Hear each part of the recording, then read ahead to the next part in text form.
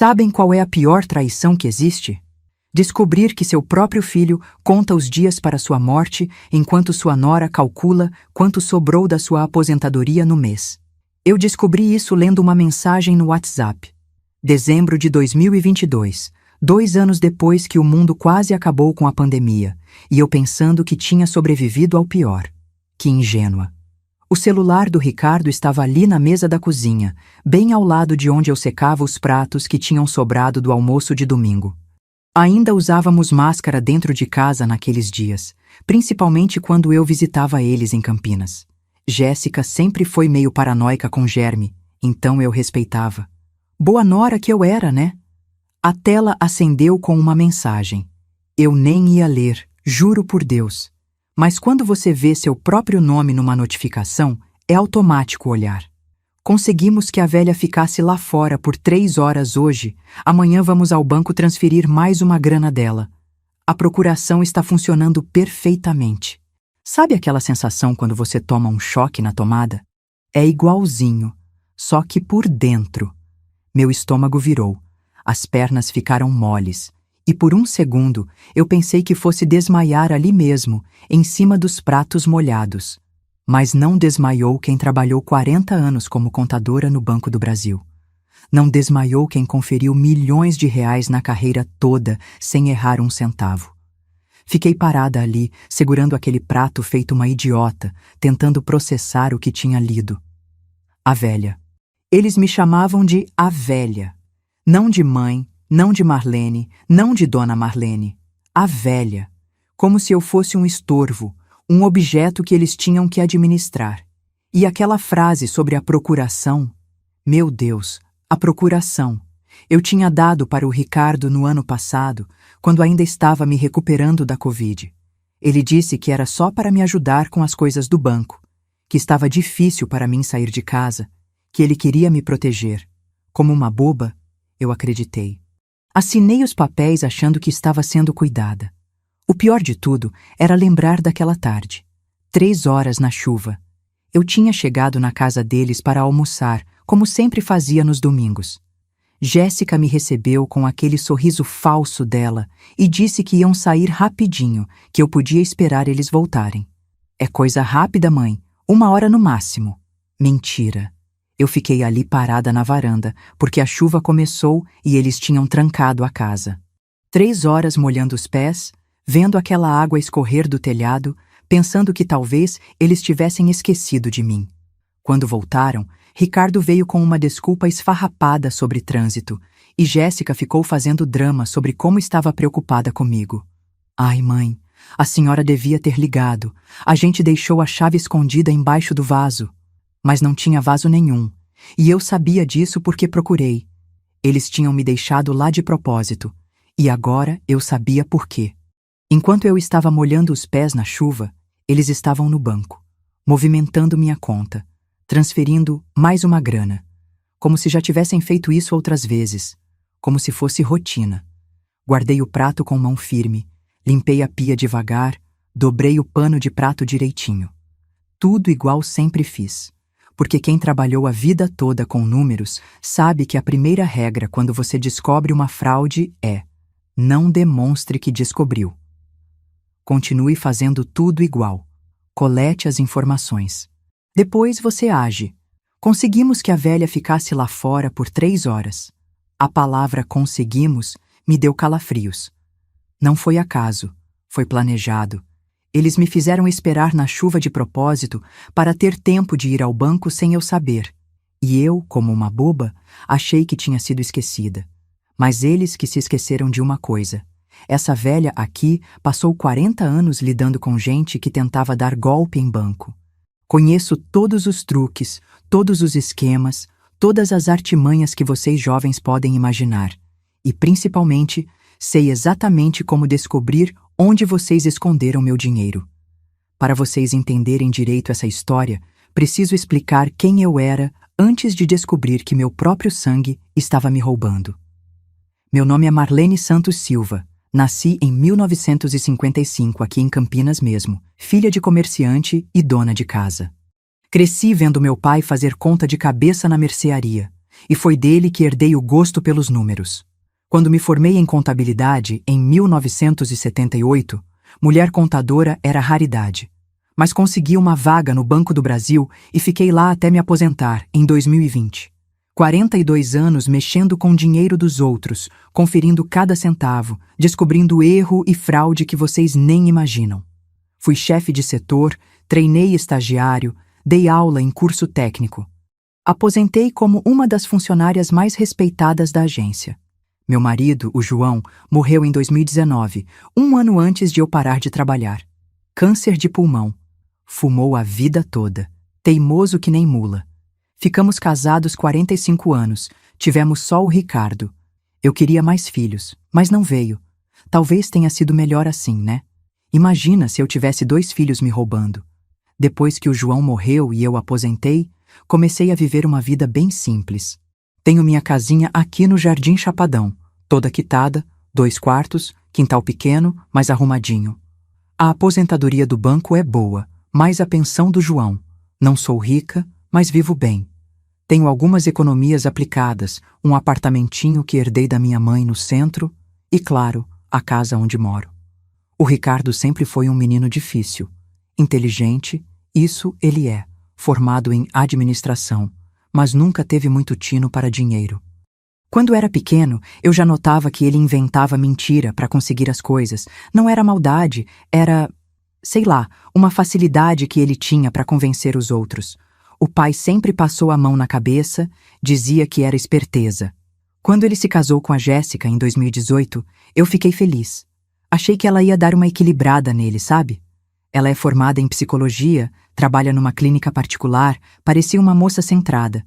Bonita, educada, sabia conversar. E, principalmente, parecia gostar de mim. Sempre me chamava para almoçar, pedia receita, me dava presente no Dia das Mães. Eles moram numa casa boa no Cambuí, dessas de condomínio fechado. Ricardo trabalha numa empresa de consultoria, ganha bem. Jéssica tem a clínica dela. Vida boa, carro do ano, viagem todo final de semana.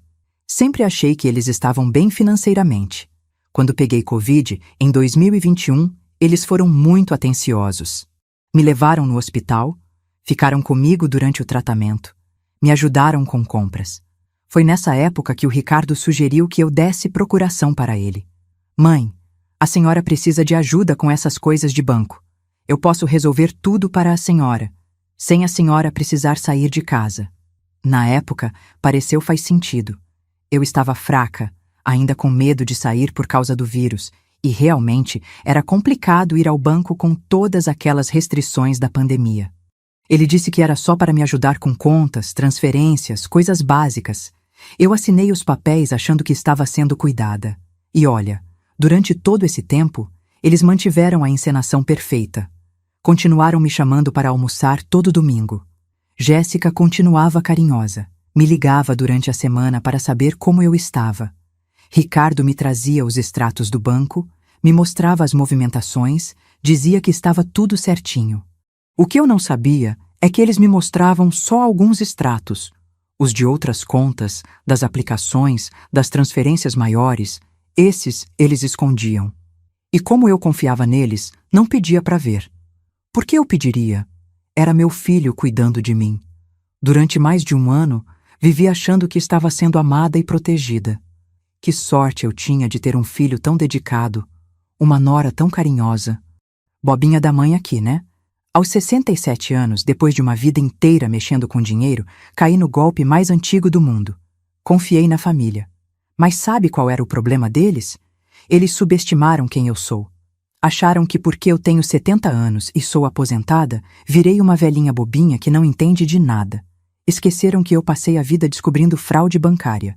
E, principalmente, esqueceram que quem trabalhou 40 anos com números não esquece como ler um extrato.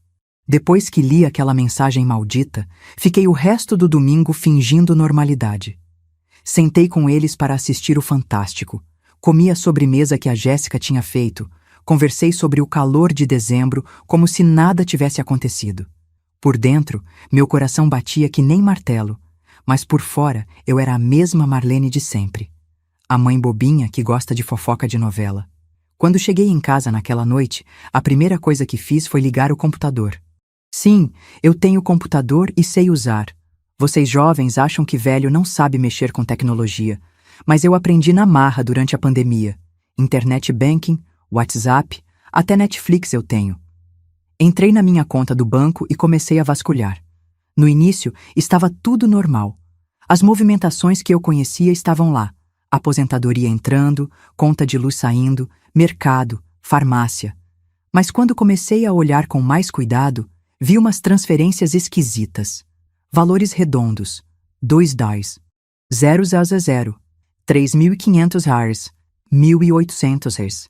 Sempre para a mesma conta, que eu não conhecia. Anotei os números da conta numa folha de papel. Quem trabalhou a vida toda em banco sabe que número de conta conta história. E aquela conta, eu tinha certeza que já tinha visto em algum lugar. Fui no meu arquivo pessoal, aquela pasta onde guardo documento importante. Procurei, até que achei. Era a conta que o Ricardo tinha me dado quando se casou, para eu depositar presente de casamento. A conta dele e da Jéssica. Voltei no computador e fui olhando mês por mês. Janeiro, R$2.000 transferidos. Fevereiro, R$3.500. Março, R$1.800.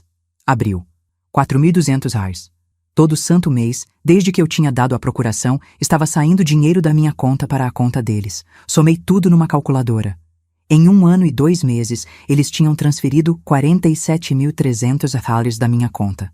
R$47.300, quase 4 salários mínimos. E eu nem tinha percebido porque eles sempre deixavam um dinheiro na conta, para eu não suspeitar. Mas o pior ainda estava por vir. Fui olhar minha conta poupança, aquela que eu uso para guardar dinheiro para emergência. Tinha 15.000 CALs a menos do que deveria ter. Depois, a conta de investimento. 22.000 CALs sumidos. E para terminar de me matar, fui ver o apartamento da minha mãe. O apartamento não estava mais no meu nome. Tinha sido transferido para o nome do Ricardo em agosto, 2 meses antes. O apartamento que minha mãe me deixou, que vale uns $180.000, não era mais meu. E eu nem sabia. Sentei na cadeira da cozinha e chorei que nem criança. Não era só o dinheiro, era a traição. Era descobrir que meu filho único, que eu criei com tanto amor, que eu apoiei a vida toda, estava me roubando sistematicamente. E pior, estava usando a confiança que eu tinha depositado nele para fazer isso. Lembrei de todas as vezes que ele tinha vindo com alguma desculpa sobre organizar melhor minhas finanças. Mãe, deixa eu cuidar disso para a senhora. Mãe, é melhor a senhora não se preocupar com essas coisas. Mãe, confie em mim. E eu confiava. Como uma boba, eu confiava. Aquela noite não consegui dormir. Ficei na cama olhando para o teto, pensando em todas as mentiras, em todas as armações. As 3 horas na chuva não tinham sido esquecimento. Tinham sido planejadas. Eles precisavam que eu saísse de casa para ter tempo de ir ao banco. E provavelmente fizeram isso várias vezes. De manhã estava decidida. Ia confrontar eles. Ia ligar para o Ricardo e contar que tinha descoberto tudo. Mas aí me lembrei de uma coisa que meu chefe antigo do banco sempre dizia. Marlene, quando você descobrir uma fraude, a primeira coisa que você faz é coletar todas as provas. Depois, você age. Então, mudei de estratégia. Não ia confrontar ninguém ainda. Primeiro, ia descobrir exatamente o que eles tinham feito, como tinham feito e onde estava o resto do meu dinheiro. Depois, ia planejar muito bem como recuperar tudo. Porque uma coisa, eles não sabiam sobre mim. Quando eu descubro que alguém está mexendo com meu dinheiro, eu viro outra pessoa. E essa pessoa aqui não perdoa. A primeira coisa que aprendi trabalhando em banco é que fraudador sempre deixa rastro. Sempre. Por mais esperto que ele ache que é, sempre tem uma conta mal fechada, um documento esquecido, uma mentira que não bate. E filho fraudador não é diferente. Na segunda-feira, liguei para o Ricardo bem cedinho. Usei aquela voz de mãe preocupada que ele conhece bem. Meu filho, você pode passar aqui em casa hoje? Estou com umas dúvidas sobre as contas do banco. Ele veio correndo. Claro que veio. Tinha que vir para continuar controlando a situação. Quando ele chegou, eu estava na mesa da cozinha com um monte de papel espalhado, fingindo confusão. Filho, Não estou entendendo esses extratos. Parece que está saindo dinheiro, mas eu não lembro de ter feito nenhuma compra grande. Ele ficou nervoso. Vi pelo jeito que mexeu na cadeira, mas manteve a mentira. Mãe, deixa eu dar uma olhada. Pegou os papéis, deu uma passada de olho rápida. Está tudo normal, viu? A senhora deve estar confundindo com alguma conta antiga.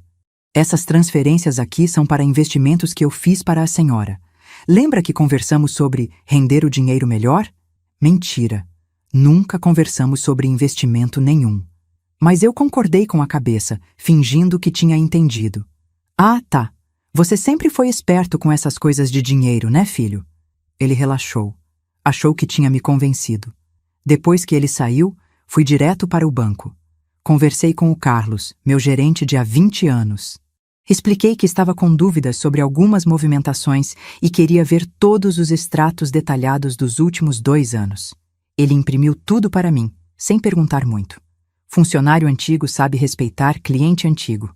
Chegando em casa, espalhei tudo na mesa da sala e comecei a trabalhar. Sabe aquela sensação de quando você está fazendo aquilo que sabe fazer melhor? Foi exatamente isso. Peguei uma calculadora, algumas canetas coloridas e comecei a mapear cada centavo que tinha saído da minha conta. O esquema deles era mais sofisticado do que eu imaginava. Não era só transferência direta. Eles faziam assim: retiravam dinheiro da poupança e do investimento, colocavam na conta corrente, depois transferiam para a conta deles. Dessa forma, nos extratos que eles me mostravam, só da conta corrente, parecia que o dinheiro estava sendo usado para coisas normais. E tinha mais. Descobri que eles tinham usado minha procuração para pegar um empréstimo consignado na minha aposentadoria. 25 mil reais que nem sei onde foram parar. O desconto estava saindo todo mês do meu salário, mas como eles controlavam o extrato que eu via, eu nunca soube. A essa altura, já estava passando de triste para puta da vida. Mas controlei o temperamento. Continuei investigando. Fui no cartório onde eles tinham transferido o apartamento da minha mãe. Pedi uma cópia de toda a documentação. A procuração que eu tinha dado autorizava operações bancárias, mas não transferência de imóvel. Mesmo assim, eles conseguiram. Como? Simples. Falsificaram uma procuração específica para imóveis. A assinatura era boa, reconheço, parecida com a minha. Mas eu conheço minha própria letra há 70 anos, e aquela não era minha assinatura. Além disso, a data da procuração era de julho, e em julho eu estava internada fazendo exames no coração. Tem como provar que eu não estava no cartório naquele dia. Peguei a documentação falsa e guardei numa pasta separada. Prova crime. Se eu quisesse, podia levar eles para a cadeia só com isso. Durante toda essa semana de investigação, continuei fingindo normalidade com eles. Atendi os telefonemas da Jéssica, aceitei o convite para almoçar no domingo, deixei que o Ricardo continuasse cuidando das minhas contas. Por fora, eu era a mesma vovó dependente de sempre. Por dentro, estava montando um dossiê completo da fraude. O que mais me impressionou foi a frieza deles. No domingo seguinte, enquanto almoçávamos, a Jéssica comentou: "Ai, mãe, a senhora está com uma cara ótima. Parece que esse negócio de não se preocupar com conta de banco fez bem para a senhora." E riu. A desgraçada riu na minha cara. Mas o Ricardo foi ainda pior. Na sobremesa ele disse: "Mãe, estive pensando, talvez seja bom a senhora considerar morar numa casa menor. Essa da senhora é muito grande. Dá muito trabalho para manter. Que tal dar uma olhada naqueles apartamentos para idosos do centro? A senhora ficaria mais segura." Apartamentos para idosos. Claro, se eu vendesse minha casa e fosse morar num apartamento de velho, eles teriam acesso ao dinheiro da venda também. Provavelmente já tinham até calculado quanto renderiam os 300 mil reais que minha casa vale. Concordei com a cabeça e disse que ia pensar. Eles ficaram animados, começaram a falar sobre dar uma olhada em algumas opções para mim. Como se fosse carinho, como se quisessem meu bem. Naquela noite, quando cheguei em casa, não consegui mais fingir que estava tudo bem. Sentei no sofá da sala e chorei que nem não chorava desde que o João morreu. Não era só o dinheiro roubado. Era perceber que meu filho único estava planejando me colocar num asilo para ficar com meus bens. Era descobrir que a nora que eu achava que gostava de mim me via como um obstáculo a ser removido. Mas também foi nessa noite que tomei a decisão definitiva. Eles iam devolver cada centavo do meu dinheiro. E iam devolver da pior forma possível para eles. Quando você descobre que sua própria família está te roubando, uma coisa estranha acontece. Você começa a lembrar de situações do passado que na época pareceram normais, mas agora fazem todo sentido. É como se um véu saísse dos seus olhos e você visse toda a verdade de uma vez. Comecei a lembrar de conversas esquisitas que eu tinha escutado sem querer. Tipo aquela vez, uns 6 meses atrás, quando cheguei na casa deles e ouvi a Jéssica falando no telefone. Não dá para esse mês. A velha está conferindo tudo direitinho. Quando ela me viu, rapidinho mudou o assunto para uma conversa sobre trabalho. Na época achei estranho, mas esqueci. Agora fazia sentido. Ela estava falando sobre tirar mais dinheiro da minha conta.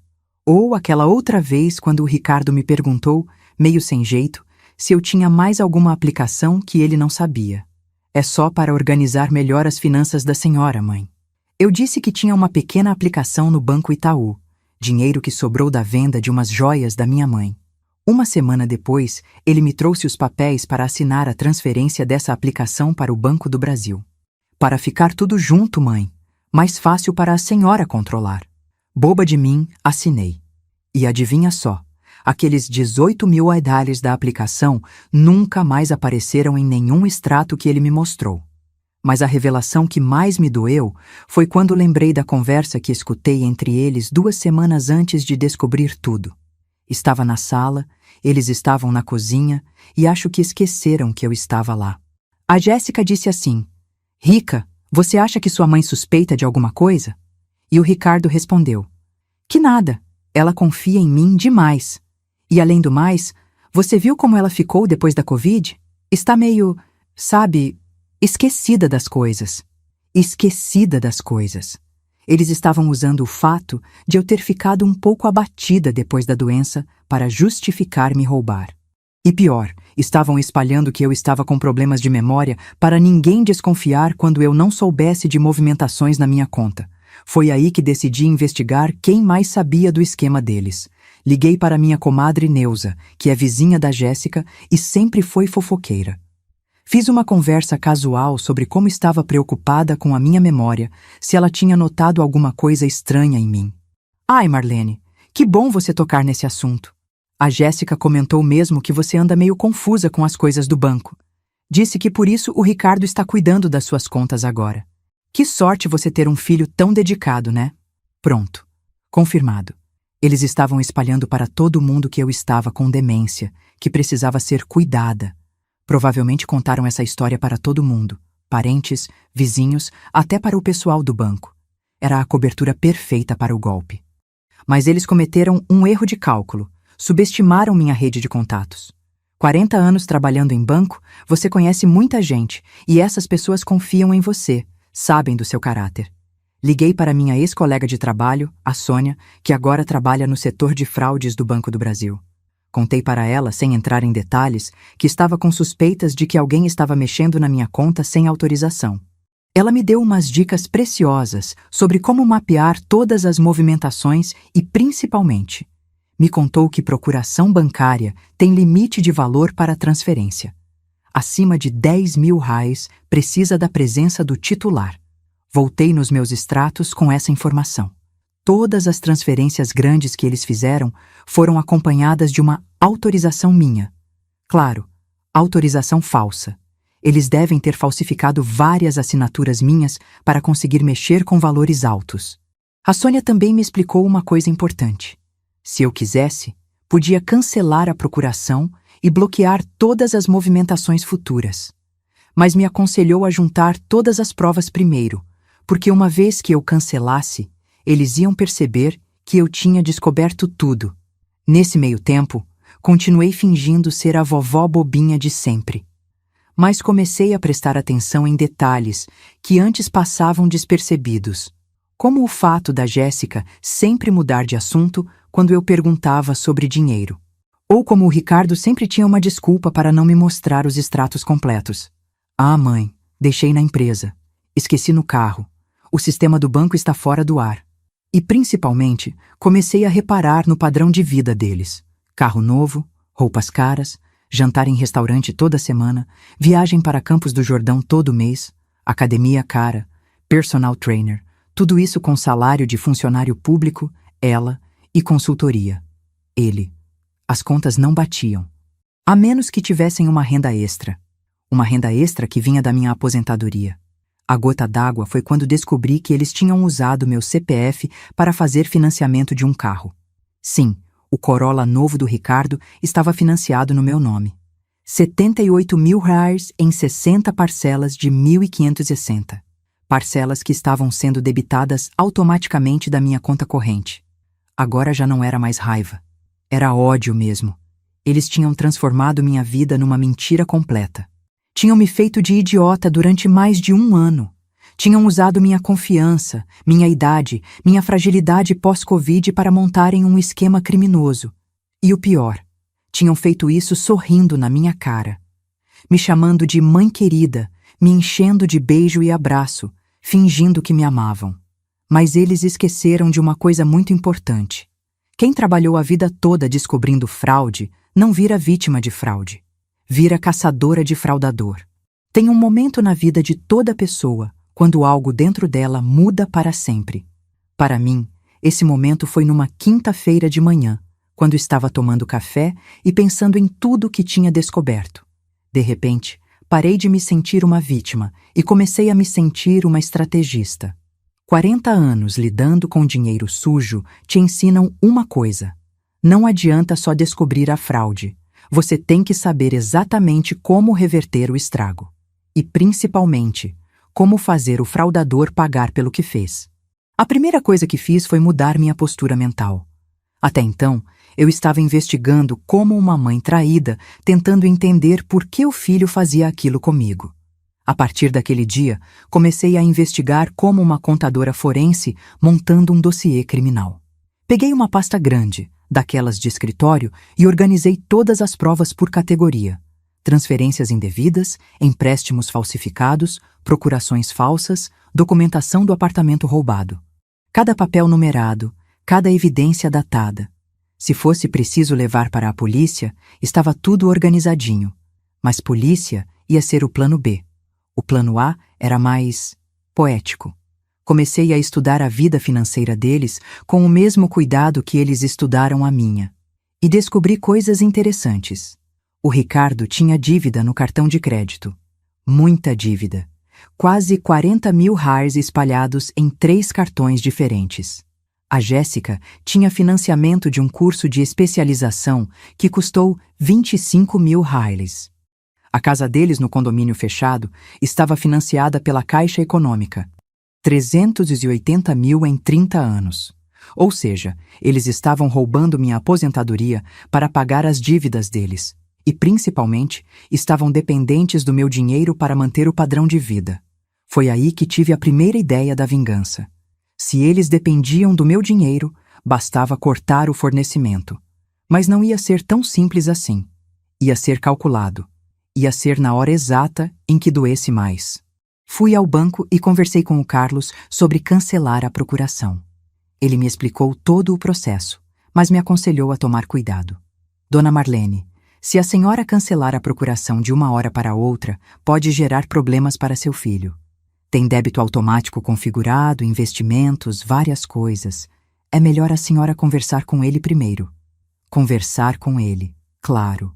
Para ele inventar mais uma mentira, me convencer a não cancelar, talvez até conseguir que eu assinasse uma procuração nova, ainda mais abrangente. Mas a conversa do Carlos me deu outra ideia. Débito automático. Se eu cancelasse a procuração bem na época que as contas deles vencessem, ia dar uma bela confusão. Cartão sem pagamento, financiamento atrasado, nome sujo. Pesquisei as datas de vencimento de tudo. Cartão do Ricardo, dia 15. Financiamento da casa, dia 20. Financiamento do carro, que estava no meu nome, dia 25. Parcela do curso da Jéssica, dia 30. Perfeito. Se eu cancelasse a procuração no dia 14, eles não conseguiriam pagar nada. E como provavelmente estavam contando com o dinheiro da minha conta para honrar esses compromissos, ia ser um caos. Mas não ia cancelar ainda. Primeiro, ia fazer uns testes. Comecei com coisas pequenas. Liguei para o banco e pedi para bloquear temporariamente os débitos automáticos por motivo de segurança. Era uma coisa que eu podia fazer sem a procuração, por telefone mesmo. O sistema ia recusar os débitos por 2 dias, depois voltava ao normal. No primeiro mês que testei isso, o cartão do Ricardo ficou sem pagamento. Ele me ligou desesperado. Mãe, aconteceu alguma coisa estranha no banco. O pagamento do meu cartão não foi processado. A senhora pode ir lá comigo amanhã para resolver? Fingi preocupação total. Ai, meu filho, que coisa terrível. Claro que eu vou com você. Fomos ao banco, o Carlos resolveu o problema, que eu mesma tinha criado, e tudo voltou ao normal. Ricardo ficou aliviado e nem desconfiou de nada. Mas eu tinha provado uma coisa. Eles estavam mesmo dependentes do meu dinheiro para sobreviver.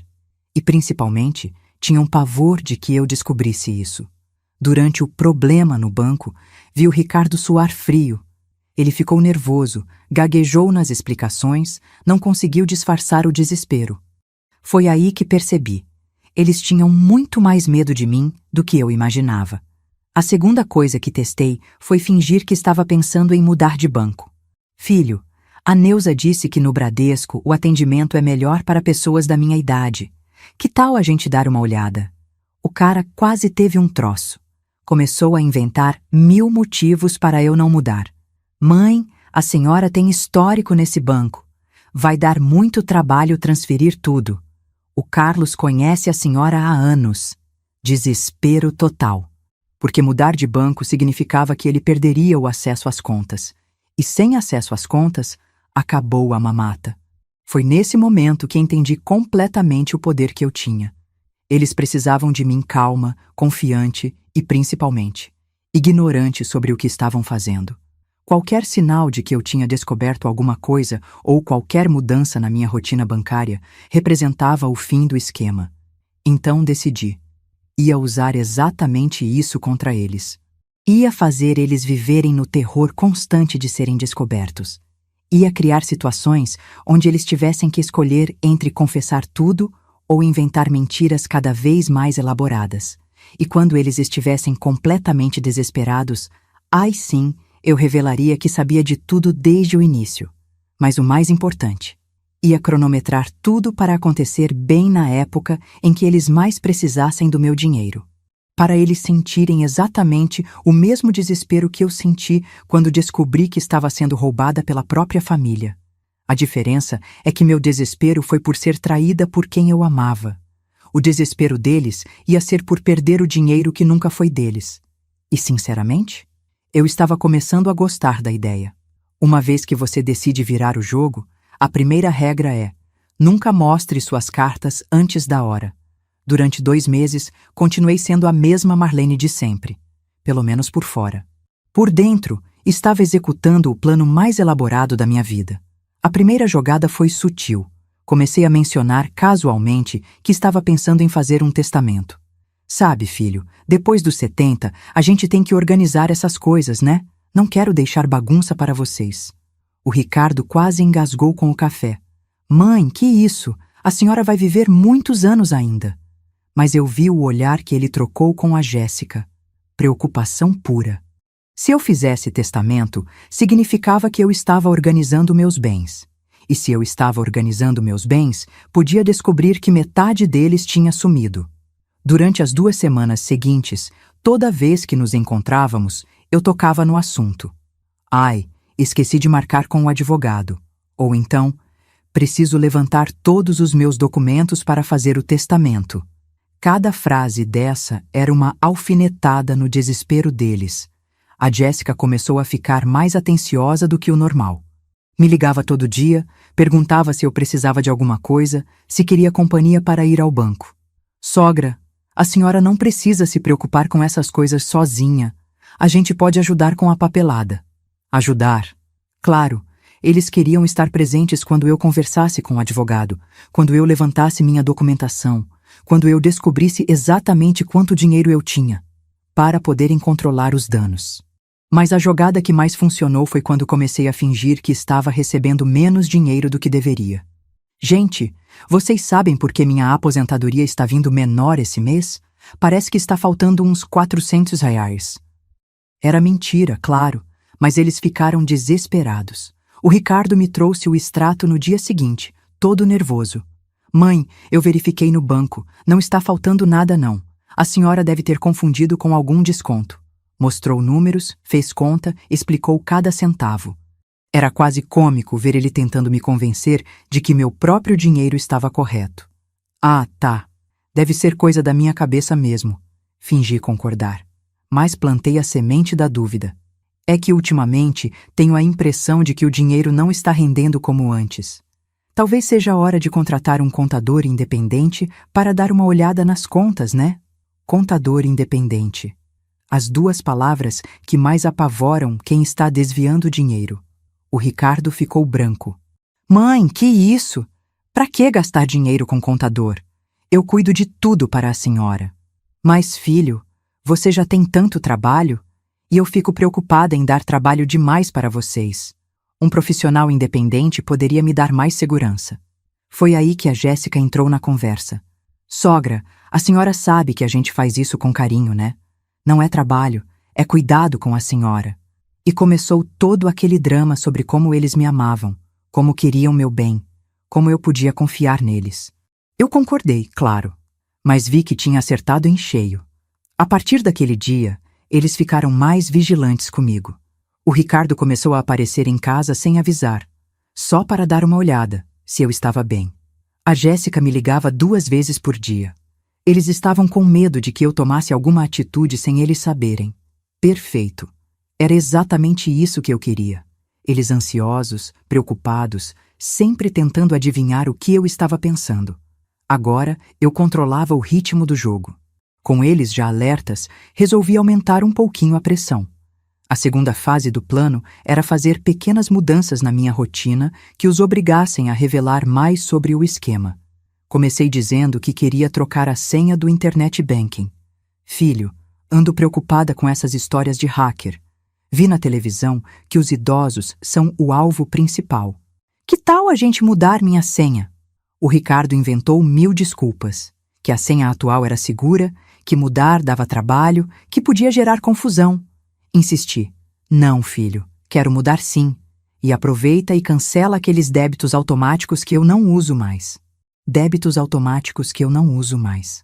Traduzindo, os pagamentos das dívidas deles que estavam saindo da minha conta. Quais débitos, mãe? Ele tentou soar casual, mas eu vi o suor na testa. Ah, sei lá. Esses aí de cartão, financiamento, coisas que eu não lembro de ter contratado. Fiquei olhando direto nos olhos dele. Deve ser coisa antiga, né? De quando seu pai era vivo. Mentira deslavada. João nunca teve cartão de crédito na vida, mas queria ver como o Ricardo ia sair dessa. Acho melhor a gente ir no banco juntos para ver isso, mãe. Pode ser que tenha alguma coisa importante que a senhora não pode cancelar. Claro, ele precisava estar lá para me impedir de cancelar os pagamentos dele. Fomos ao banco na terça-feira seguinte. O Carlos nos atendeu e eu fingi estar confusa sobre todos os débitos automáticos. Moça, tem uns descontos aqui que não sei o que são. Pode explicar? O Carlos começou a ler. Tem o financiamento do veículo, 1.560 por mês. O Ricardo ficou vermelho. E o pagamento do cartão Mastercard, 890 mensais em média? Fingi surpresa total. Cartão Mastercard? Eu não tenho cartão Mastercard. Ah, o Ricardo rapidinho interrompeu. É aquele que a gente fez para a senhora, mãe. Lembra? Para emergências. Não, eu não lembrava, porque nunca existiu cartão nenhum para mim. Era o cartão dele sendo pago com o meu dinheiro. Ah, sim, mas eu nunca uso esse cartão. Para que manter? Olhei para o Carlos. Pode cancelar? O desespero nos olhos do Ricardo foi lindo de ver. Mãe, é melhor manter.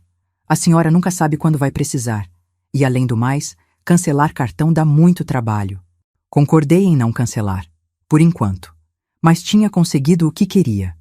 Agora eu sabia exatamente quais contas eles pagavam com meu dinheiro. E, principalmente, eles sabiam que eu estava questionando. A partir daquele dia, toda vez que nos encontrávamos, eu fazia alguma pergunta inocente sobre dinheiro.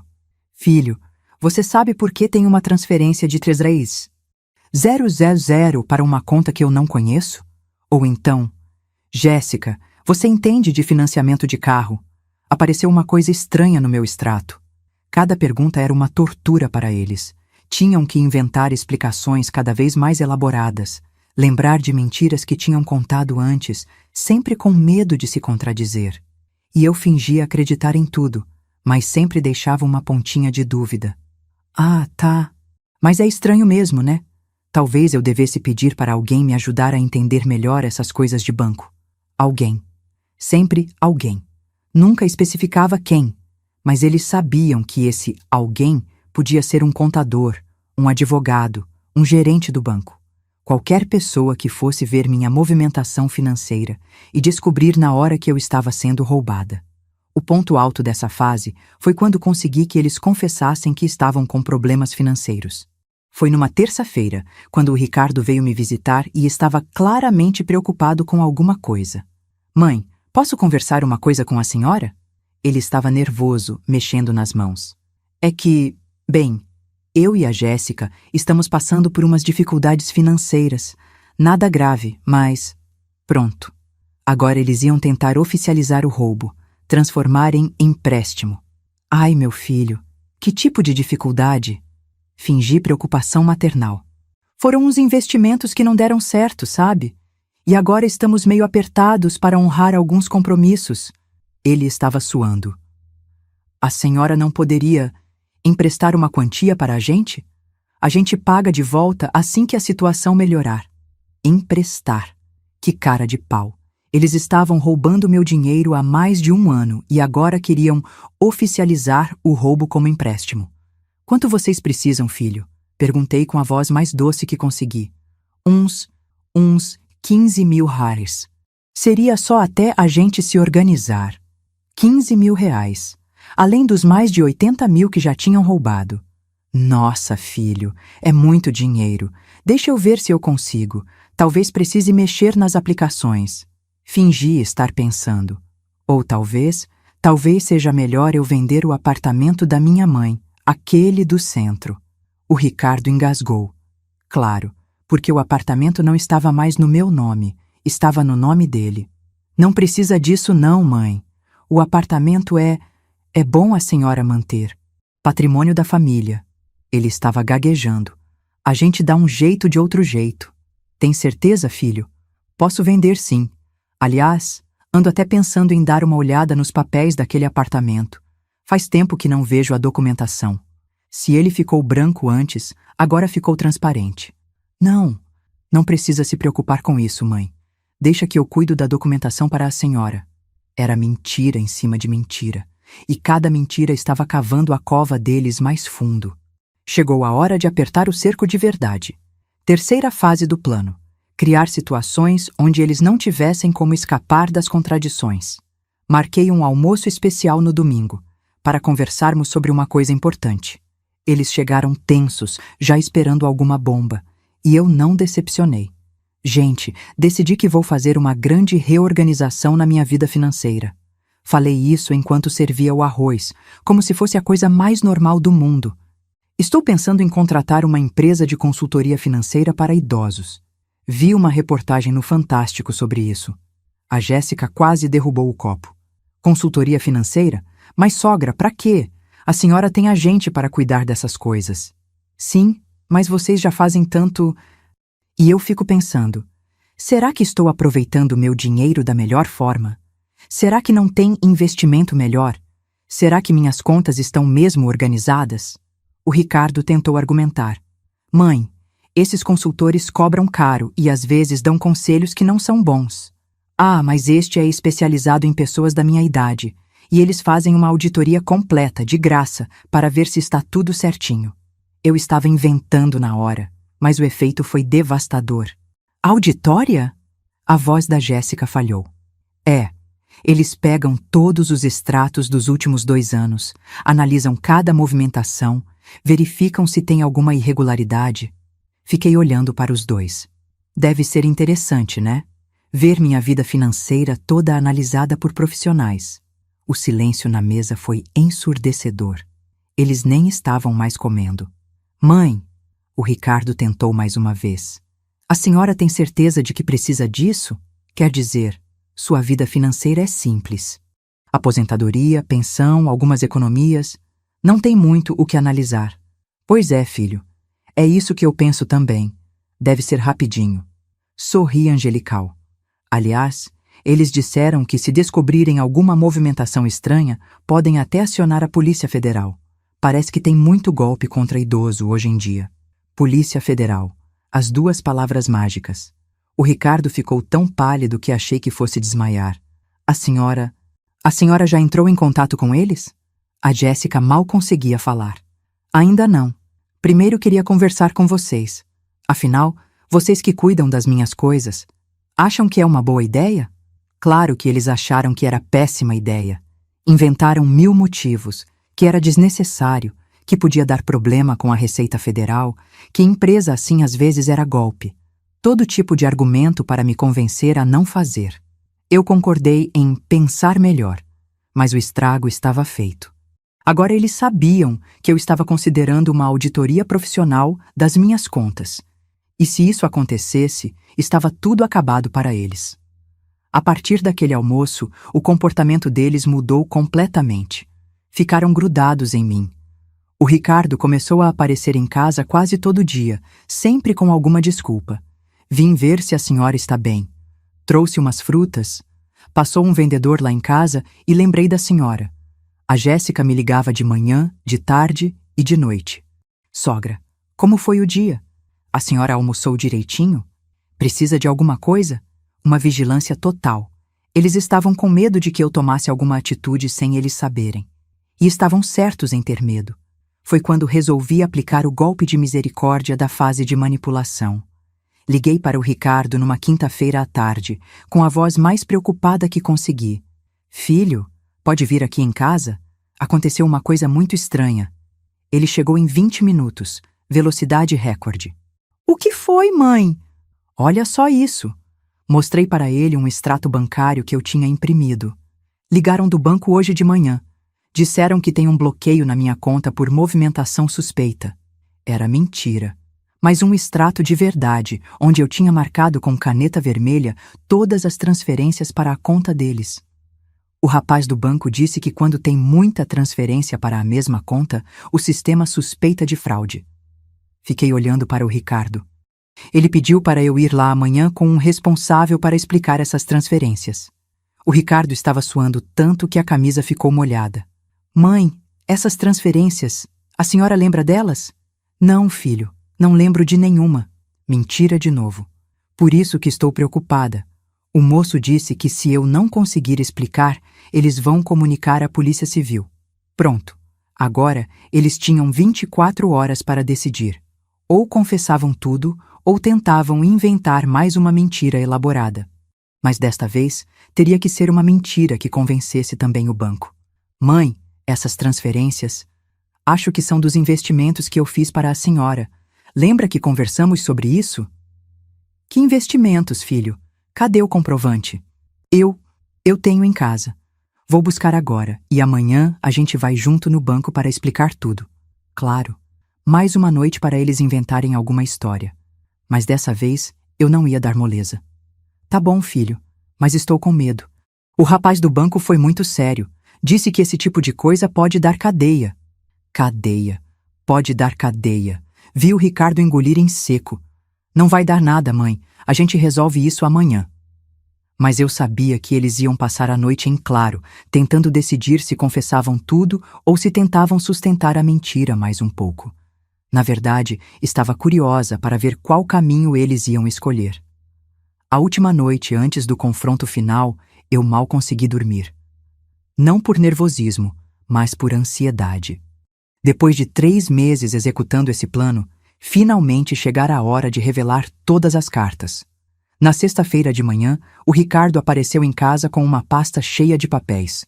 Estava visivelmente nervoso, mas tentando parecer confiante. Mãe, trouxe todos os comprovantes dos investimentos. Está tudo aqui. Olhei os papéis. Bem feitos, reconheço. Eles devem ter passado a madrugada falsificando documentos de investimento para justificar as transferências. Competência não faltava, só caráter mesmo. Que bom, filho, agora estou mais tranquila. Mentira. Estava excitada para ver como eles iam se sair no banco. Que horas a gente vai?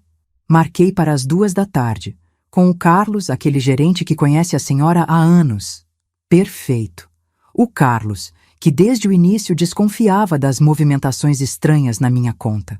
O Carlos, que semana passada eu tinha conversado em particular e explicado toda a situação. O Carlos, que estava esperando esse momento tanto quanto eu. Chegamos ao banco na hora marcada. O Ricardo estava suando, a Jéssica tinha vindo junto para dar apoio moral. Eu estava calma, interpretando a velhinha preocupada com perfeição. O Carlos nos recebeu na salinha particular. Dona Marlene, o senhor Ricardo, Dona Jéssica, por favor sentem. Vamos esclarecer essa questão das transferências. O Ricardo começou a explicação. Mostrou os papéis falsos, falou sobre investimentos em CDB, aplicações em renda fixa. Estava até convincente. Se eu não soubesse a verdade, talvez acreditasse. O Carlos ouvia tudo com cara séria, fazendo algumas anotações. Quando o Ricardo terminou, ele perguntou: "E a senhora, Dona Marlene? A senhora lembra de ter autorizado esses investimentos?" Era a minha deixa. O momento que eu estava esperando há 3 meses. Sabe, Carlos, agora que o Ricardo explicou, estou lembrando vagamente de algumas conversas sobre investimento. Fiquei pensativa. Mas tem uma coisa que está me incomodando. O quê, mãe? O Ricardo tentou soar casual. É que eu estava conferindo meus papéis em casa, preparando aquela documentação para o testamento, e notei que o apartamento da minha mãe não está mais no meu nome. Falei isso olhando direto para o Carlos. Está no nome do Ricardo. Só que eu não lembro de ter assinado nenhuma transferência. O silêncio na sala foi total. Jéssica ficou branca. Ricardo abriu e fechou a boca sem conseguir falar. Como assim, Dona Marlene? O Carlos fingiu surpresa. Nós dois já tínhamos combinado essa encenação. Pois é, fui no cartório ontem para pegar uma certidão e descobri que o apartamento foi transferido para o meu filho em agosto do ano passado. Continuei olhando para o Carlos, mas estava observando os dois pelo canto do olho. Só que em agosto eu estava internada fazendo exames. Como que assinei transferência de imóvel no cartório? Agora sim, a bomba tinha explodido. Mãe! O Ricardo tentou falar, mas a voz saiu rouca. E tem mais uma coisa, Carlos. Não ia dar tempo para ele se recuperar. Descobri que tem um empréstimo consignado sendo descontado da minha aposentadoria. 25.000 reais que eu nunca peguei. E um financiamento de carro no meu CPF. Um Corolla que eu nem sei dirigir. O Carlos, seguindo nosso roteiro, assumiu uma postura mais séria. Isso é muito grave, Dona Marlene. Vamos precisar fazer uma investigação completa. Olhou para o Ricardo. O senhor tem alguma explicação para essas irregularidades? Foi aí que a Jéssica entrou em desespero total. Sogra, a gente pode explicar tudo, começou a gaguejar. É que a senhora estava meio confusa depois da Covid e a gente quis ajudar. Confusa? Fingi indignação. Confusa como? Eu estava trabalhando normalmente até me aposentar. Minha cabeça sempre funcionou perfeitamente. Não, sogra, não é isso que eu quis dizer. A Jéssica estava entrando cada vez mais fundo na mentira. O Ricardo tentou salvar a situação. Mãe, vamos conversar isso em casa.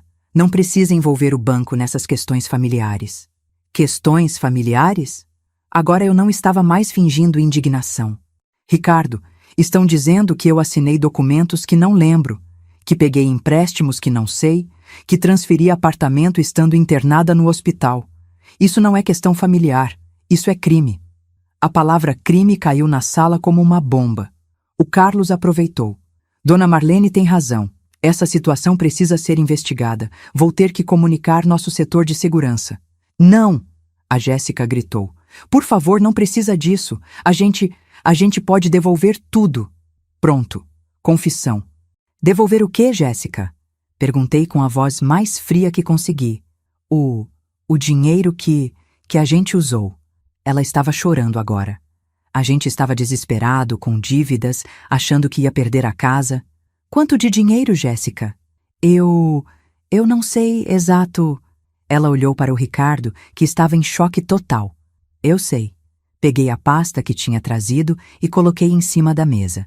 87.350 em transferências diretas. 25.000 reais do empréstimo consignado. 78.000 do financiamento do carro. 180.000 reais do apartamento. Olhei para os dois. Total, 370.350. 370.000 reais. O valor exato que eles tinham roubado de mim. Sem contar, continuei, os juros que meu dinheiro deixou de render, as parcelas do empréstimo que ainda vou ter que pagar e o transtorno de descobrir que minha própria família estava me roubando. O Ricardo finalmente conseguiu falar. Mãe, a gente não queria. Foi uma situação desesperadora. Situação desesperadora? Levantei da cadeira. A situação desesperadora foi eu ficar 3 horas na chuva enquanto vocês estavam no banco roubando minha aposentadoria. Silêncio total. Até o Carlos ficou impressionado com minha representação. Eu confiei em vocês. Dei procuração achando que vocês queriam me ajudar. E vocês usaram isso para me roubar sistematicamente durante mais de 1 ano. Minha voz estava controlada, mas fria como gelo. Vocês me fizeram de idiota na minha própria família. Foi aí que o Ricardo desabou. Começou a chorar, pedir perdão, prometer que ia devolver tudo.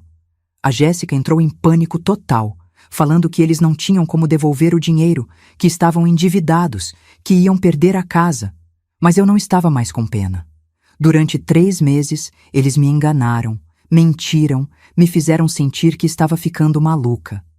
Durante 3 meses, dormiram tranquilos, gastando meu suor de 40 anos de trabalho.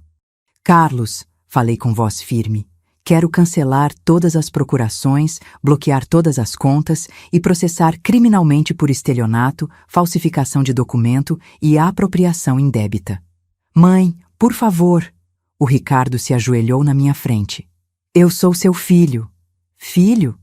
Olhei para ele sem um pingo de emoção. Filho não rouba a mãe. Filho não falsifica documento no nome da mãe. Filho não deixa a mãe na chuva para ir roubar no banco. E foi aí que falei a frase que eu tinha ensaiado durante semanas. Vocês me mataram como mãe quando decidiram me roubar. Agora eu sou apenas uma mulher de 70 anos que foi vítima de um crime. E vítima de crime processa criminoso. Depois da confissão deles no banco, eu tinha 2 opções. Aceitar que me devolvessem o dinheiro aos poucos e fingir que estava tudo bem, ou fazer justiça de verdade. Escolhi a segunda opção, mas não ia ser uma justiça qualquer. Ia ser poética. Saí do banco naquele dia sem falar mais nada com eles. O Carlos cancelou todas as procurações, bloqueou os débitos automáticos e iniciou o processo de investigação interna. Chegando em casa, liguei para um advogado especialista em crimes financeiros. Dr. Henrique foi muito claro. Dona Marlene, com as provas que a senhora tem, eles podem pegar de 2 a 8 anos de prisão. É estelionato qualificado, falsificação de documento público, apropriação indébita. Um caso exemplar. Mas eu não queria só ver eles presos. Queria que eles sentissem exatamente o mesmo desespero que eu senti quando descobri que estava sendo roubada pela própria família. Doutor, antes de entrar com o processo criminal, posso dar um ultimato para eles? Tipo, 10 dias para me devolverem tudo? Pode sim. Inclusive, é recomendável. Demonstra que a senhora tentou resolver de forma amigável antes de acionar a justiça. Perfeito. 10 dias. Tempo suficiente para eles tentarem se desesperar atrás de dinheiro que não tinham. Tempo suficiente para eles sentirem o peso das consequências das escolhas deles. No domingo seguinte, marquei um almoço na minha casa. Preciso conversar com vocês sobre a situação. Eles chegaram cabisbaixos, esperando talvez uma chance de reconciliação. Preparei o almoço caprichado, feijoada completa, farofa, couve, laranja. A comida que o Ricardo mais gostava desde criança. A última refeição que eu ia fazer para meu filho. Sentem! Falei quando terminamos de comer. Vou ser bem clara com vocês. Tenho todas as provas organizadas, advogado contratado e processo pronto para ser protocolado na segunda-feira. Eles ficaram em silêncio. Mas vou dar uma última oportunidade. Vocês têm exatamente 10 dias para me devolverem os 350 que roubaram, mais os 50 mil de juros e danos morais. Peguei um papel da mesa. Total, 420 e o 350. Mãe, o Ricardo tentou falar. Não terminei. Minha voz estava firme. Se até sexta-feira da semana que vem, às 5 da tarde, o dinheiro não estiver integralmente depositado na minha conta, vou protocolizar o processo criminal. E aí vocês vão ter que explicar para um juiz por que roubaram uma idosa de 70 anos. A Jéssica começou a chorar. Sogra, a gente não tem esse dinheiro todo. Então vocês vão ter que conseguir. Vendam o carro, vendam a casa, peçam empréstimo para a família, façam o que quiserem. Mas me devolvam cada centavo.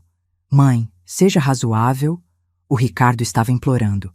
Ninguém consegue 420 mil reais em 10 dias. Eu consegui, falei olhando direto nos olhos dele.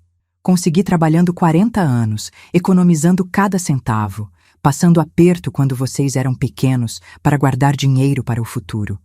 Vocês gastaram em menos de 2 anos o que eu levei uma vida inteira para juntar. Levantei da mesa. 10 dias.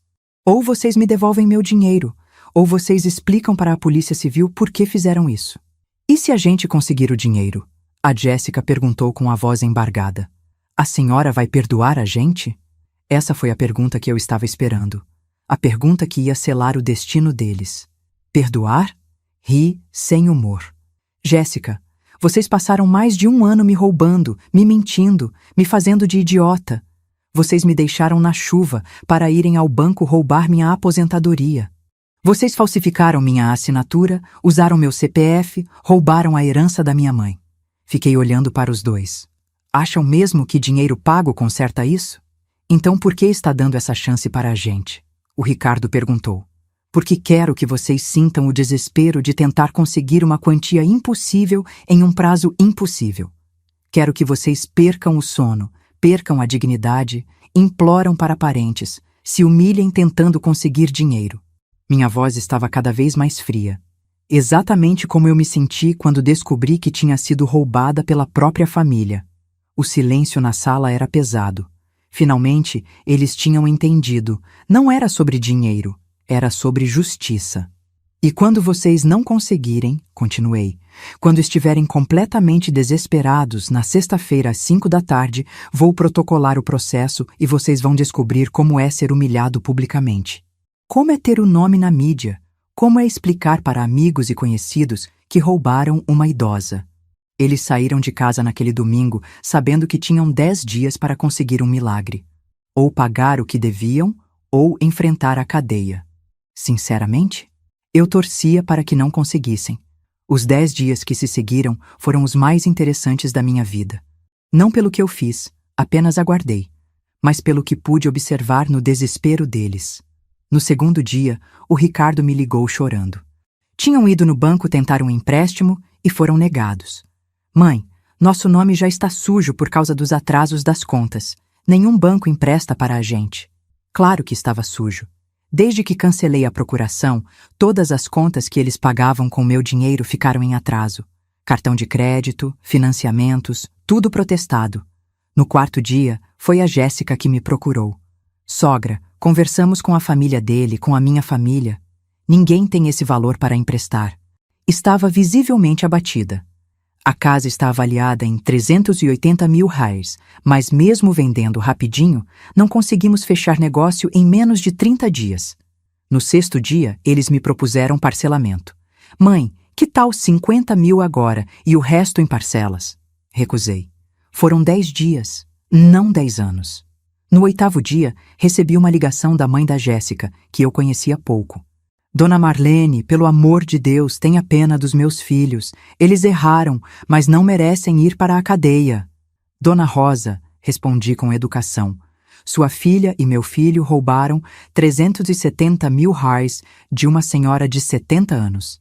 Se não acham que merecem cadeia, devolvam o dinheiro.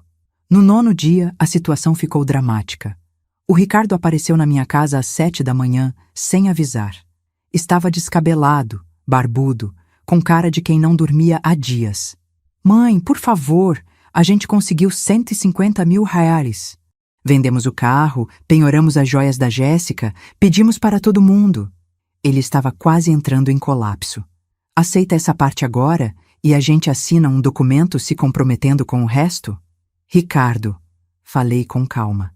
Você é formado em administração. Sabe fazer conta. Se conseguiram 150 mil em 9 dias, podem conseguir o resto em mais um dia. Não podemos. Não temos mais nada para vender, ninguém mais para pedir. Ele começou a chorar. Mãe, eu sou seu filho único. Você foi meu filho único, corrigi. Agora você é um criminoso que me roubou por mais de 1 ano. Foi aí que ele fez a pergunta que eu estava esperando há 10 dias. O que a senhora quer de verdade? Vingança? Ver a gente destruído? Ver seu próprio filho na cadeia? Quero, respondi sem hesitar. Que vocês sintam exatamente o que eu senti quando descobri que minha própria família estava me roubando. Quero que vocês percam o sono, percam a confiança, percam a dignidade. Olhei direto nos olhos dele. Quero que vocês aprendam que ações têm consequências. Na sexta-feira, dia do ultimato, eles apareceram às 4 da tarde, meia hora antes do prazo final. Estavam com cara de quem tinha perdido uma guerra. Conseguimos 280 mil. A Jéssica falou com a voz embargada. É tudo que temos no mundo. Se não aceitar isso, a gente vai ficar literalmente na rua. Peguei o dinheiro, contei e coloquei em cima da mesa. Faltam 148,650. Mãe, o Ricardo fez a última tentativa. A senhora não consegue perdoar seus próprios filhos? Foi aí que decidi fazer a revelação final. O momento que eu tinha ensaiado durante semanas. Vocês querem saber a verdade? Levantei da cadeira e fui até a estante da sala. Peguei uma pasta que estava escondida lá. Eu descobri o esquema de vocês no primeiro domingo de dezembro, quando li a mensagem no seu celular sobre me deixarem 3 horas na chuva. Eles ficaram estáticos. Durante 3 meses, eu investiguei cada centavo roubado, cada documento falsificado, cada mentira que vocês contaram. Abri a pasta e mostrei todas as provas organizadas. Durante 3 meses, fingi ser uma velhinha bobinha enquanto planejava exatamente este momento. A cara de choque deles foi impagável. Vocês acham que eu não sabia que estavam roubando meu dinheiro? Acham que uma mulher que trabalhou 40 anos descobrindo fraude bancária não conseguiria descobrir que o próprio filho estava aplicando golpe nela? O Ricardo estava branco como papel. Mãe, a senhora sabia de tudo? Sabia de cada transferência, de cada empréstimo falso, de cada procuração falsificada. Minha voz estava controlada, mas furiosa. E, principalmente, sabia que vocês me achavam burra demais para descobrir. A Jéssica começou a tremer. Então por que a senhora não falou nada antes? Porque queria que vocês sentissem na pele o que significa ser traído por quem mais confia. Fechei a pasta. Queria que vocês soubessem como dói descobrir que as pessoas que você ama só querem seu dinheiro. Foi aí que o Ricardo fez a pergunta mais importante. E agora? O que vai acontecer com a gente? Olhei para os dois, para aquele 280 mil reais em cima da mesa, para o estado deplorável em que eles estavam. E tomei a decisão final. Agora vocês vão descobrir exatamente o que acontece quando se rouba uma contadora aposentada. Peguei o dinheiro que eles tinham trazido e guardei na pasta. 280 mil reais que eles conseguiram reunir vendendo tudo o que tinham, humilhando-se com parentes, destruindo o padrão de vida deles. Este dinheiro, falei olhando para os dois, vai ficar guardado numa conta separada, como garantia. Garantia do quê? A Jéssica perguntou. De que vocês vão cumprir exatamente o que eu determinar a partir de agora. Sentei na poltrona da sala.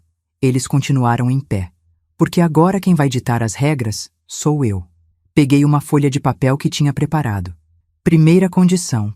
Vocês vão assinar uma confissão detalhada de todos os crimes que cometeram. Estelionato, falsificação de documento, apropriação indébita. Tudo documentado e reconhecido em cartório. O Ricardo engoliu em seco. Para quê? Para que se em algum momento vocês tentarem me enganar de novo, ou se recusarem a cumprir minhas condições, eu tenha tudo pronto para protocolizar na Polícia Civil. E quais são as outras condições? A Jéssica mal conseguia falar. Segunda condição. Vocês vão trabalhar para me pagar os 140.350 que ainda devem, mais 50 mil de juros e danos morais. Total, 190.350. Como assim trabalhar? O Ricardo perguntou. Simples. A partir de segunda-feira, vocês vão trabalhar para mim. De graça, até pagarem cada centavo do que devem. Minha voz estava calma, mas implacável. Ricardo, você entende de finanças. Vai organizar toda a minha vida financeira, fazer meus investimentos renderem melhor, cuidar da documentação dos meus bens. Jéssica, você entende de psicologia. Vai me acompanhar nos médicos, fazer compras, cuidar da casa. Eles se entreolharam, confusos. Terceira condição. Vocês vão morar aqui na minha casa. Venderam o carro, estão endividados, provavelmente vão perder a casa do financiamento. Sorri friamente. Eu ofereço moradia e comida. Vocês oferecem trabalho gratuito até quitarem a dívida. Mãe, o Ricardo tentou protestar. Quarta condição. Continuei, ignorando ele. Vocês não podem trabalhar para mais ninguém, não podem ter renda própria, não podem tomar nenhuma decisão financeira sem minha aprovisação. Olhei para os dois. Exatamente como vocês fizeram comigo quando eu confiei na procuração. O silêncio na sala era total. Quinta e última condição. Todos os domingos, vocês vão sentar nesta mesa e me pedir desculpas formalmente pelo que fizeram. Vão relembrar cada mentira que contaram, cada vez que me roubaram, cada humilhação que me fizeram passar. Minha voz ficou mais dura. Até que eu sinta que vocês realmente entenderam a gravidade do que fizeram. A Jéssica estava chorando. Sogra, isso é humilhante. Humilhante? Levantei da poltrona. Humilhante foi descobrir que meu próprio filho falsificava minha assinatura para me roubar. Humilhante foi ficar 3 horas na chuva enquanto vocês estavam no banco saqueando minha aposentadoria. Mas, mãe, o Ricardo tentou argumentar, isso é vingança pura, não é justiça. Justiça? Ri sem humor. Justiça seria vocês na cadeia. Isso aqui é misericórdia. Estou oferecendo uma chance de vocês pagarem a dívida sem ter antecedente criminal. Peguei a pasta com as provas.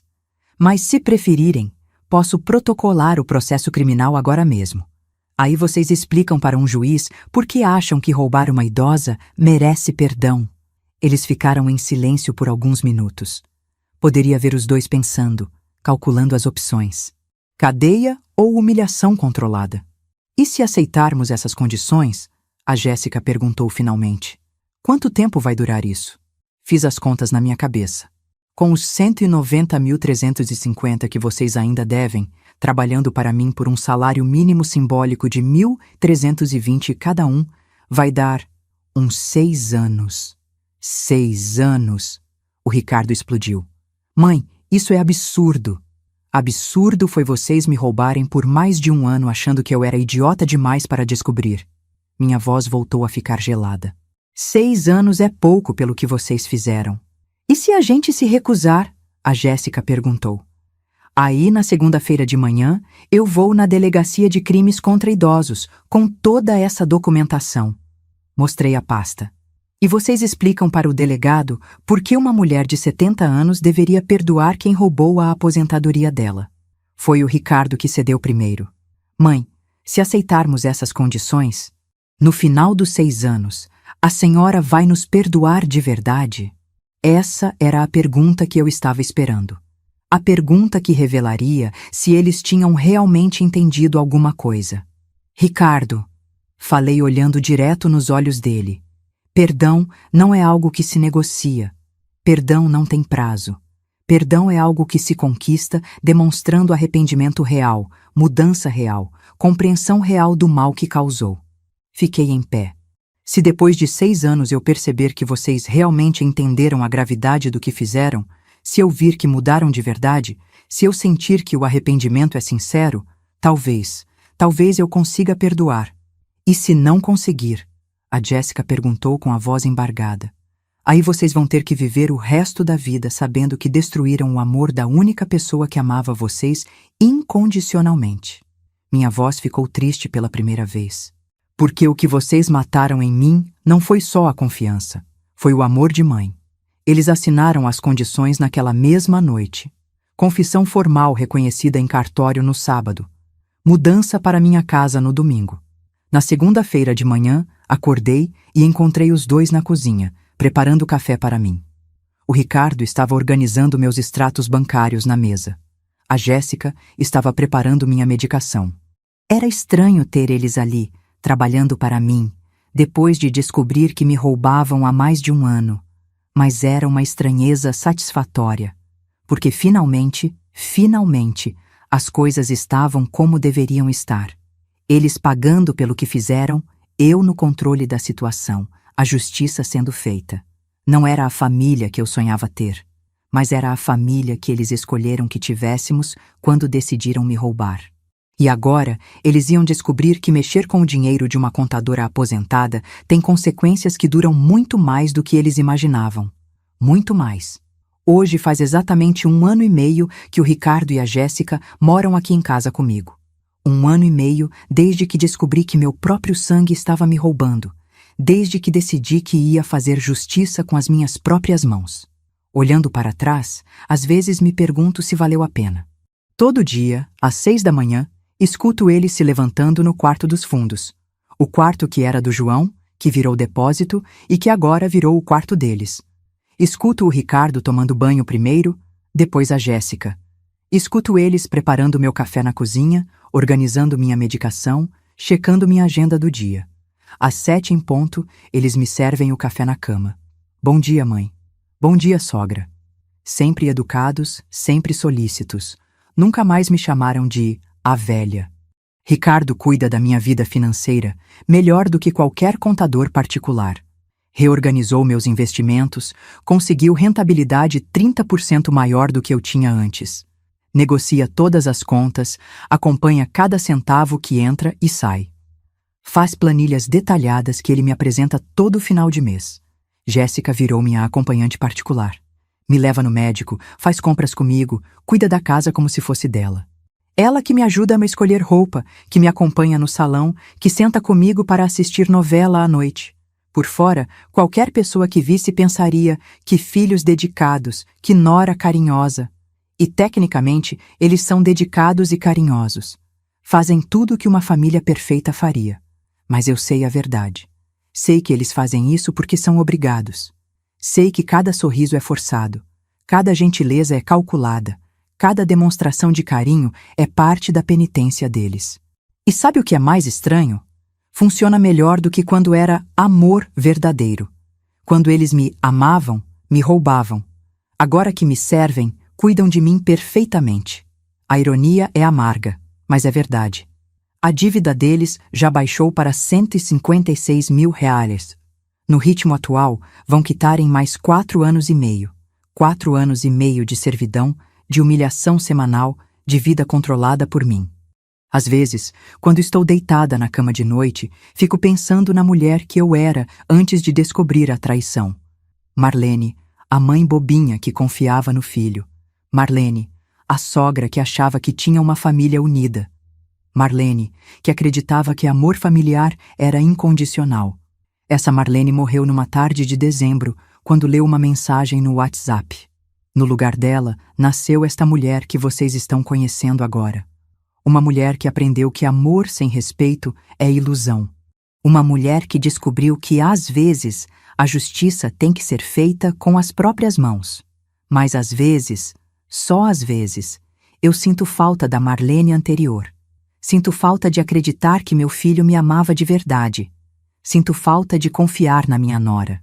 Sinto falta de ser mãe sem ser carrasco. Porque é isso que eu me tornei. Uma carrasco eficiente. Todo domingo, quando eles se sentam nesta mesa para o ritual da confissão, eu vejo o constrangimento nos olhos deles.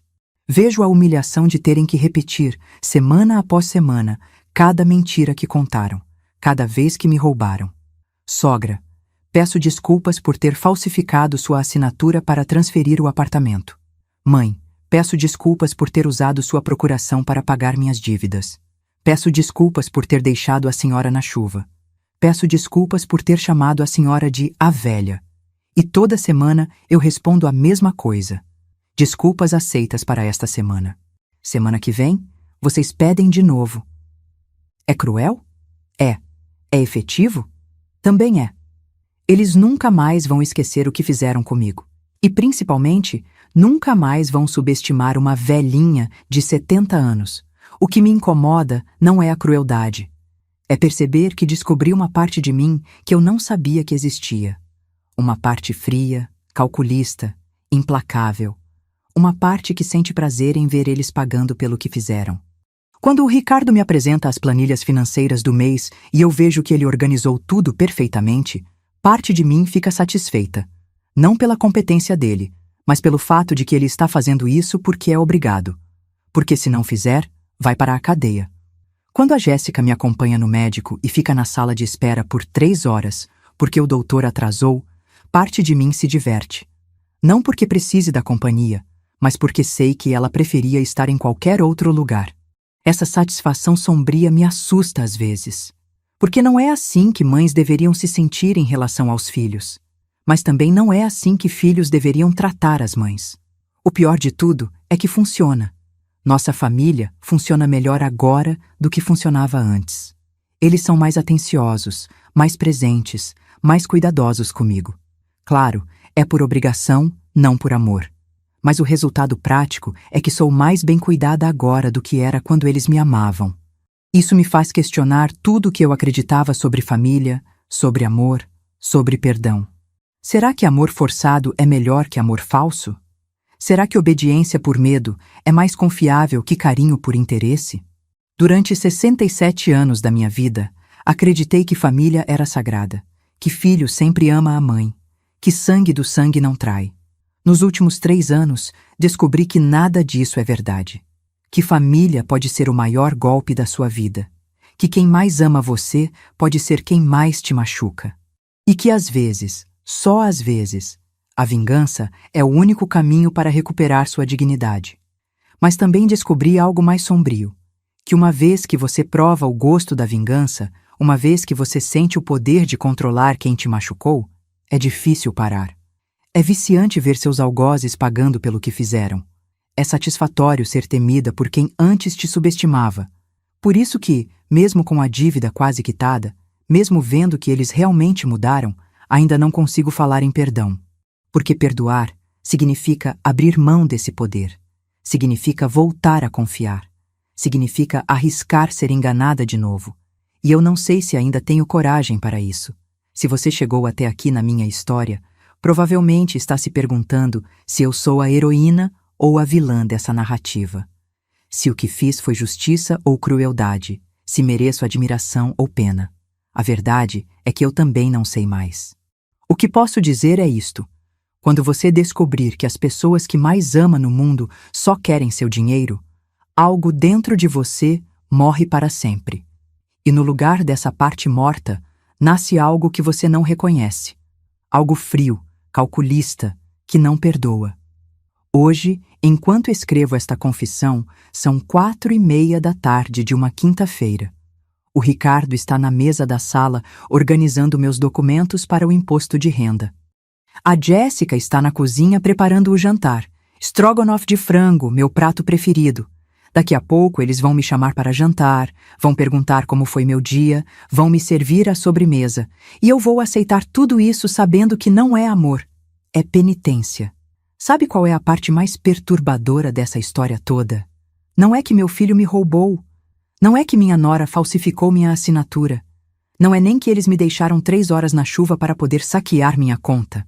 A parte mais perturbadora é que eu descobri que sou capaz de uma frieza que nem eu sabia que tinha. Que consigo dormir tranquila, sabendo que 2 pessoas vivem sob meu teto, em regime de semi-escravidão. Que sinto prazer, sim, prazer, em vê-los pagando pelo que fizeram. Isso me torna uma pessoa ruim? Ou me torna uma pessoa que finalmente aprendeu a se proteger?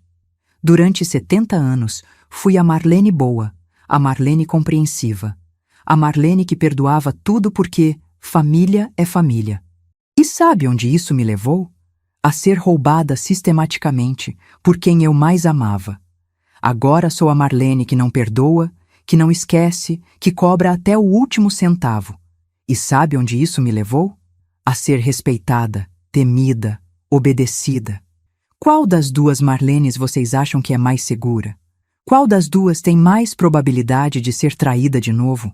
A lição que aprendi e que quero deixar para vocês é esta: confiança é um privilégio que se ganha, não um direito que se herda. Mesmo que seja seu filho, mesmo que seja sua família, mesmo que seja quem você mais ama no mundo. Porque descobri que quem te ama de verdade não precisa de procuração para demonstrar carinho. Quem te ama de verdade não falsifica sua assinatura. Quem te ama de verdade não te deixa na chuva para poder te roubar. E, principalmente, quem te ama de verdade tem medo de te perder, não pressa de herdar seus bens. Se vocês têm filhos, se vocês confiam cegamente na família, se vocês acham que sangue do sangue nunca atrai, tomem cuidado. Mantenham os olhos abertos, confiram suas contas, questionem as explicações muito prontas. Desconfiem dos que querem cuidar do seu dinheiro, porque família que rouba é pior que estranho que rouba. Estranho você denuncia sem dó na consciência. Família você perdoa, protege, esconde, até descobrir que perdoar família criminosa é ser cúmplice da própria destruição. Eu podia ter feito diferente. Podia ter perdoado, fingido que nada aconteceu, continuado sendo a mãe amorosa e cega de antes. Podia, mas aí eles continuariam me roubando, continuariam me subestimando, continuariam me chamando de a velha pelas costas. E quando eu morresse, iam dividir meus bens sorrindo, comentando entre eles como foi fácil me enganar durante todos esses anos. Preferi que eles me temam viva do que me desrespeitem morta. Preferi ser a mãe terrível que cobra justiça do que a mãe idiota que aceita qualquer coisa em nome do amor familiar. Preferi perder o amor deles e manter minha dignidade do que manter o amor falso deles e perder meu dinheiro, minha casa, minha autonomia. Foi a escolha certa? Vocês que decidam. O que posso garantir é isto: nunca mais ninguém vai me roubar. Nunca mais vou confiar cegamente em alguém. Nunca mais vou ser a velhinha bobinha que assina qualquer papel porque filho pediu. Aprendi que o mundo é um lugar perigoso, principalmente para mulheres idosas. Aprendi que quem te rouba sempre tem uma boa desculpa. Estavam desesperados, foram circunstâncias, iam devolver depois, foi para o seu próprio bem. Aprendi que perdão sem punição é incentivo para a reincidência, que amor sem respeito é ilusão, que família sem limites é perigo. E, principalmente, aprendi que às vezes você tem que matar a mãe que existe dentro de você para salvar a mulher que você é. Não sei se vocês me veem como heroína ou vilã dessa história. Sinceramente, tanto faz. O que importa é que hoje, aos 72 anos, tenho minha dignidade intacta, meu dinheiro protegido e 2 pessoas que tremem na minha presença porque sabem exatamente do que sou capaz quando alguém mexe comigo.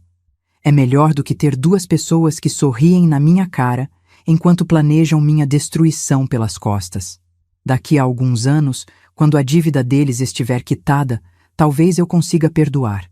Talvez consiga voltar a ser mãe. Talvez consiga confiar de novo. Ou talvez não.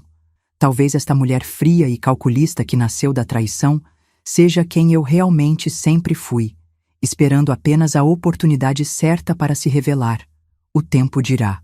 Por enquanto, vou jantar meu strogonoff, feito por uma nora que me odeia, preparado com ingredientes comprados com dinheiro que eles me devolveram sob chantagem. Vou assistir minha novela acompanhada de um filho que preferia estar em qualquer outro lugar. E vou dormir tranquila, sabendo que meu dinheiro está seguro, minha casa está protegida e minha dignidade está intacta, mesmo que para isso eu tenha tido que enterrar a mulher amorosa que um dia fui. Às vezes, para sobreviver, você tem que matar quem você era e abraçar quem você precisa se tornar. Eu fiz minha escolha. Agora vivam com as consequências dela, assim como eu vivo todo santo dia, com as consequências da escolha de vocês.